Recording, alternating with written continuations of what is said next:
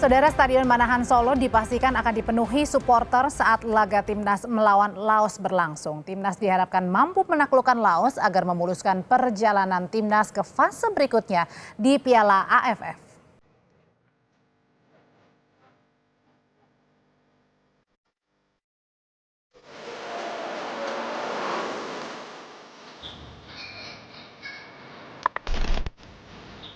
Laga kandang melawan Laos dalam lanjutan Piala AFF 2024 dipastikan akan dipenuhi oleh supporter Timnas Indonesia. Karena tiket yang dijual oleh panitia sudah dipastikan telah terjual habis atau sold out.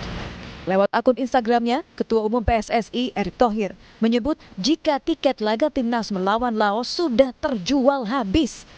Tak hanya tiket laga melawan Laos, tiket kandang melawan Filipina tanggal 21 Desember 2024 juga sudah terjual habis.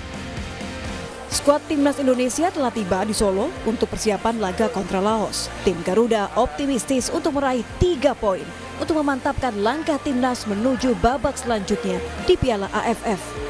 Ketua Umum PSSI Erick Thohir menyebut persaingan di Piala AFF cukup berat mengingat Timnas Indonesia tampil dengan komposisi yang terbilang muda.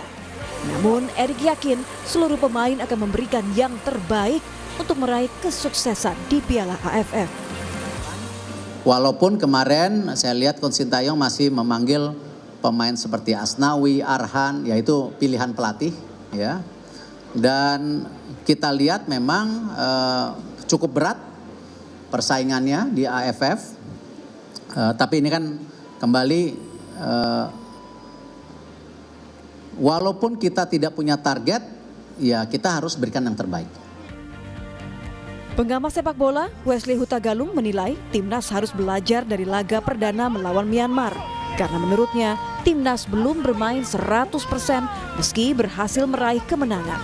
Namun Shin Tae-yong diyakini akan menyiapkan strategi khusus di laga Laos. Kerjasamanya masih jauh dari harapan, tapi hasil pertama di kandang lawan itu harus kita sambut dengan baik karena ini turnamen yang sangat padat.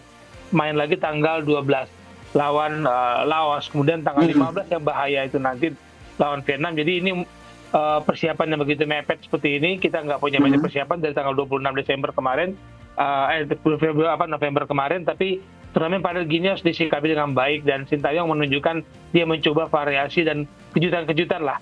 Sekali lagi Shin Tae-yong selalu memberikan kejutan aja lah.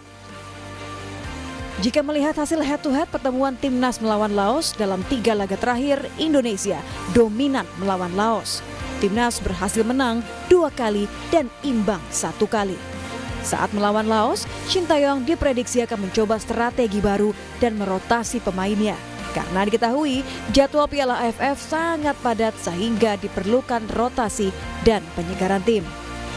Tim Liputan Kompas TV.